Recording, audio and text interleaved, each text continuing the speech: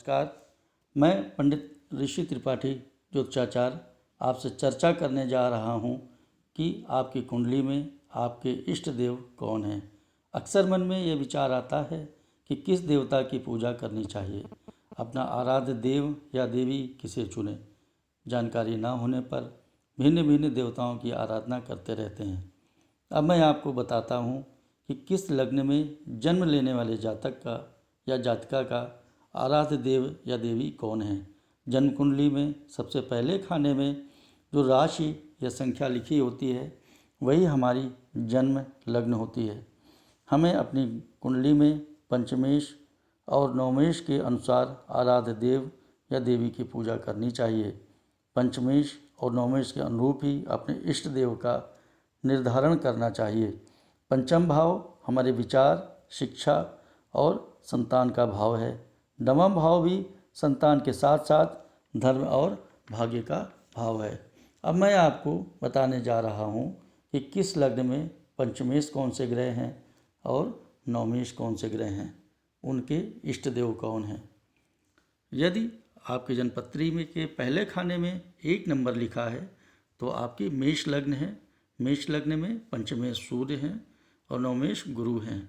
आपको सूर्यदेव और भगवान विष्णु की आराधना करनी है। यदि आपकी जन्मपत्री के पहले खाने में 2 नंबर लिखा है तो आपके वृषभ लग्न है। वृषभ लग्न में पंचमेश बुध हैं और नवमेश शनि हैं।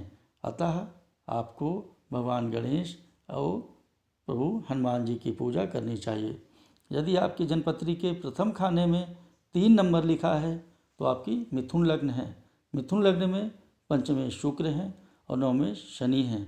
आपको माता लक्ष्मी और हनुमान जी की पूजा करनी चाहिए।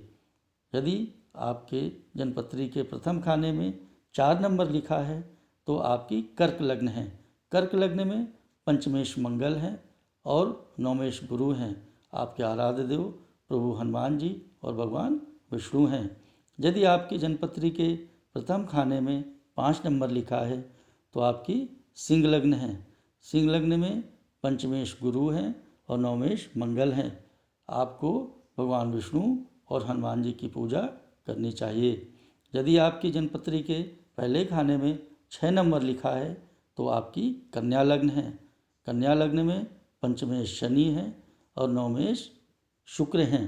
आपको प्रभु हनुमान जी और माता लक्ष्मी जी की पूजा करनी चाहिए। यदि आपकी जन्मपत्री के पहले खाने में 7 नंबर लिखा है तो आपकी तुला लग्न है। तुला लग्न में पंचमेश शनि हैं और नवमेश बुध हैं। आपको हनुमान जी और भगवान गणेश की पूजा करनी चाहिए। यदि आपकी जन्मपत्री के पहले खाने में 8 नंबर लिखा है तो आपकी वृश्चिक लग्न है। वृश्चिक लग्न में पंचमेश गुरु हैं और नवमेश चंद्रमा हैं। आपको भगवान विष्णु माँ दुर्गा की पूजा करनी चाहिए। यदि आपकी जन्मपत्री के पहले खाने में 9 नंबर लिखा है तो आपकी धनु लग्न है। धनु लग्न में पंचमेश मंगल हैं और नवमेश सूर्य हैं। आपको प्रभु हनुमान जी, भगवान विष्णु और सूर्यदेव की आराधना करनी चाहिए। यदि आपकी जन्मपत्री के पहले खाने में 10 नंबर लिखा है तो आपकी मकर लग्न है। मकर लग्न में पंचमेश बुध है और नवमेश भी बुध हैं।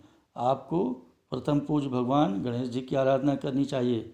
यदि आपकी जन्मपत्री के पहले खाने में 11 नंबर लिखा है तो आपकी कुंभ लग्न है। कुंभ लग्न में पंचमेश बुध हैं और नवमेश शुक्र हैं।